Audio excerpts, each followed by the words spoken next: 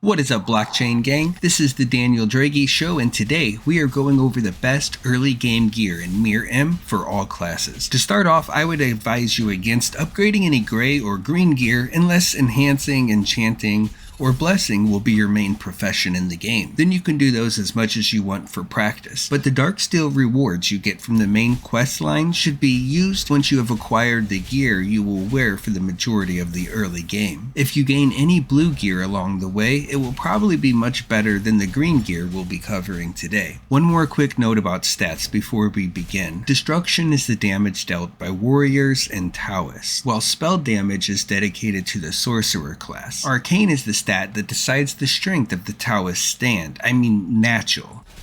The first thing I would recommend is the Platinum set for the bonuses they provide. The full set bonus of 4 pieces will give you 15% extra potion effect and 10% experience and copper gain. The helm and chest piece can be farmed from the first floor of the Hidden Valley or dropped from the Earth and Water Guardian respectively. Remember, if farming these unique monsters to change through all of the channels to get as many drops as possible. The boots drop from the vicious Hidden Valley Nefrox on the second floor of the Hidden Valley, and the belt drops from the furious Hidden Valley Nefrox on the 3rd floor. The trick to these are finding 2 groups of these specific monsters standing next to each other, so you can constantly go between them farming them instead of the other monsters that don't drop the pieces that you need. You can also buy this whole set for around 100 gold or less, depending on your server prices at this time. Once you have these 4 pieces, it is best to enhance them at least to +5 as soon as possible. That way you get the enhanced bonus on each piece, but only do so if you can do it safely without destroying it, unless you're prepared to replace it. There are a few build paths that will determine the other early game build pieces depending on your class, avatar, and playstyle. The best way to help you find the perfect loadout is to check out your advancement menu under the gear tab. Here you can see your recommended piece, and while it might be blue, you can see which stats the game believes are most important to your class in each slot. You can then find the weaker versions of those items in their green form and craft, buy, or loot that gear as needed, or something else you would prefer. You can click on these items and it will tell you exactly how to obtain them. The following are purely my recommendations for each class based on rather limited game knowledge,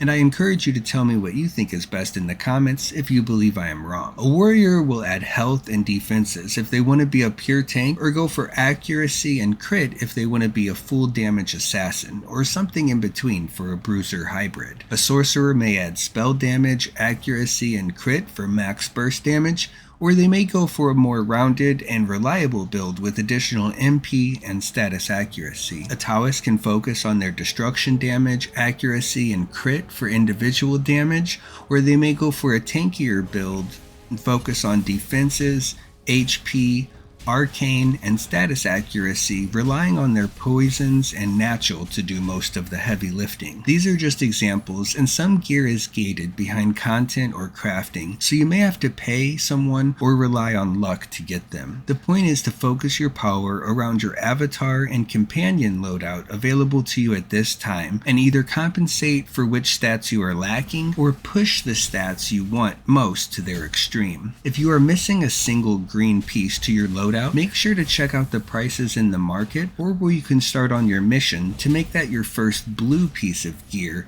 since that will be what you will be working on next anyway. I wouldn't hold my breath though for the raid drops, as the market prices for those blue weapons are very high, which means that they probably have a very low drop rate. I didn't mention many other stat buffs such as percent damage to good players or bad players or half beast, as these seem to be so situational that they only belong in evil RP player builds unless you're planning on having multiple sets of gear. In my opinion, if you can afford to do that, you're probably already onto blue gear and well into the mid game anyway. Try to stick with the stats that help you all of the time, or else you're going to be weaker in every other situation than if you had not. That is all I have for you today. Don't forget to comment, like, subscribe, donate to my Patreon, buy my merch, ring the bell, click the ad, browse the Amazon links, visit my Etsy store, follow me on my social media, join the Discord, super chat for premium subscribers only, share my channel, share my charity, visit my sponsors, use checkout code The Daniel Draghi Show for 20% off of whatever great product I'm promoting today, and I totally use personally myself, and think it would probably get you laid more if you bought it with your own money. Did I do the self-promotion? Yeah.